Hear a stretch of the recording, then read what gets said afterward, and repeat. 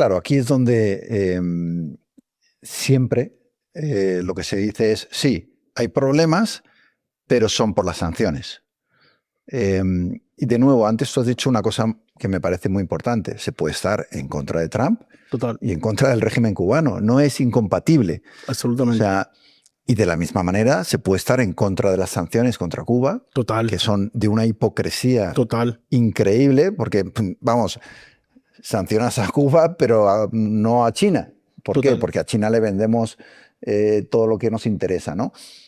Entonces, se puede estar en contra de las sanciones y eso no tiene nada que ver con estar a favor de Trump ni de nadie, ¿no?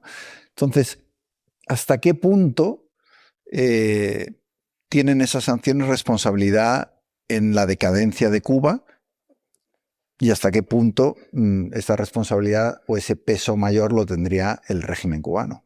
Bueno, yo diría que un 70-30. 70 responsabilidad del gobierno cubano, 30 responsabilidad del gobierno de Estados Unidos histórico, ¿no? Porque el bloqueo, el llamado embargo, data de 1962, lo cual que yo estoy en contra, ¿no? Yo no estoy para nada a favor de que ningún país venga a decidir el futuro de otra nación. Yo estoy absolutamente a favor de la soberanía de las naciones, ¿no? El futuro de Cuba lo tienen que decidir los cubanos, ¿no? Y es muy lamentable que venga un presidente de un otro país, porque ahora estamos hablando del Trump de turno, pero esto es histórico, ¿no? Desde el año 62 está esa ley y bueno, y anteriormente toda la historia ligada entre Cuba y Estados Unidos.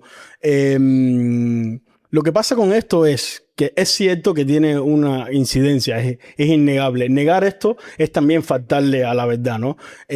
Porque, bueno, por ejemplo, yo... Sí, en el caso, embargo tiene un efecto. Exacto. Claro, por ejemplo, o sea, yo, cuando era periodista en Cuba, para mí era un rollo tremendo. Por ejemplo, cuando yo publicaba en el New York Times, cuando publicaba en el Washington Post o lo que sea, que me pagaran, porque yo era cubano, yo nunca había salido de Cuba, yo no tenía cuenta en ningún lugar. Y claro, cuando me iban a pagar, era un rollo para los bancos porque decían, cubano, bloqueado el dinero. Entonces el bloqueo sí existe. El bloqueo no es una fábula. Claro que el bloqueo existe. Y ahora lo estamos viendo con más claridad con todo el tema energético. Y eso tiene traspolado a la medicina, a la agricultura, a todos los lugares. Pero ¿qué pasa con todo esto?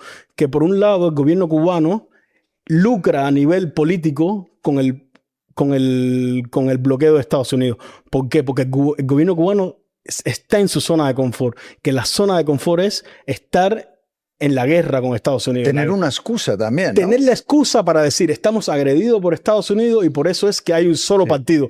Porque están los sabranes de turnos que son agentes de la CIA. Y por eso no hay libertad de prensa, por eso no hay libertad de asociación, por eso no hay libertad de nada en Cuba. ¿Por qué? Porque tenemos a un vecino a 90 millas que nos tiene metido agentes a la CIA aquí y quiere acabar con nosotros. O sea, el embargo se ha convertido en la gran excusa para reprimir a la población. Si Cuba está ahora está en su salsa. Ahora, decirlo ahora es un momento demasiado crítico, pero digamos, históricamente, ellos donde se sienten cómodos es estando en contradicción con Estados Unidos.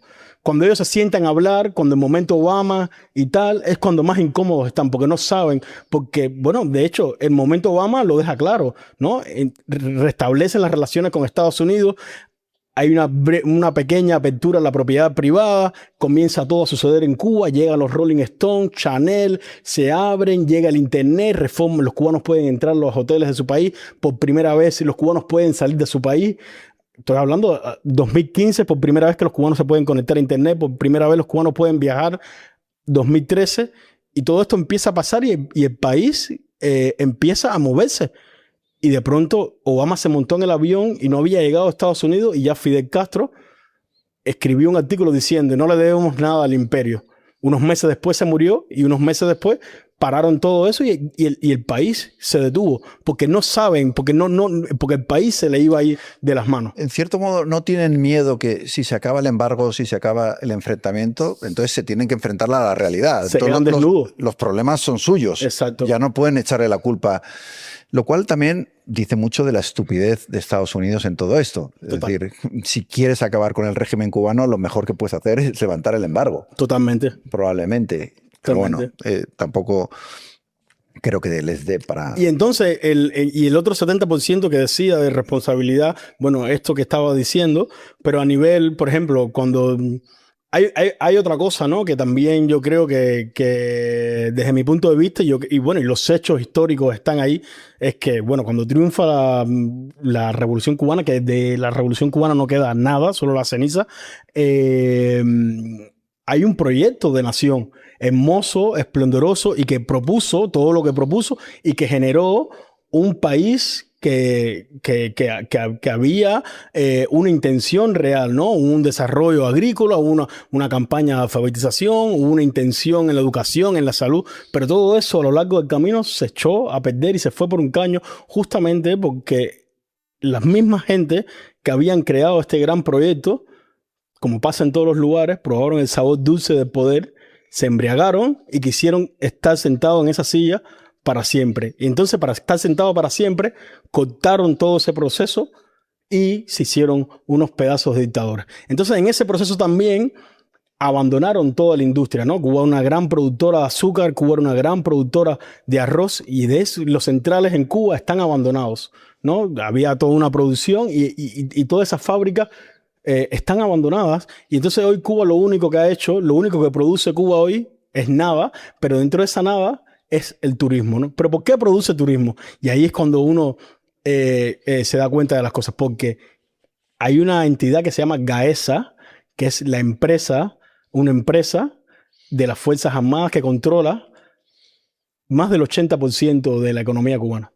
Todos los hoteles de Varadero, todos los hoteles de Los Cayos.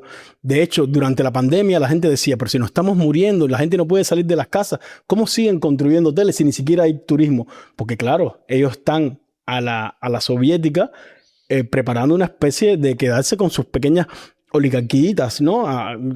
No como en la Unión Soviética, pero a la cubana, ¿no? Y entonces esa empresa de las Fuerzas Armadas es la que controla el turismo en el país y lo único que hace es velar por el turismo. Entonces Cuba lo único que hace es preparar el país para que venga la gente a consumir mojitos, a consumir salsa y a sentarse en las playas. Que incluso eso se ha caído, porque Exacto. ahora mismo, o sea, claro, la gente no quiere ir porque incluso los hoteles están teniendo escasez de muchas cosas que antes sí podían tener, ¿no?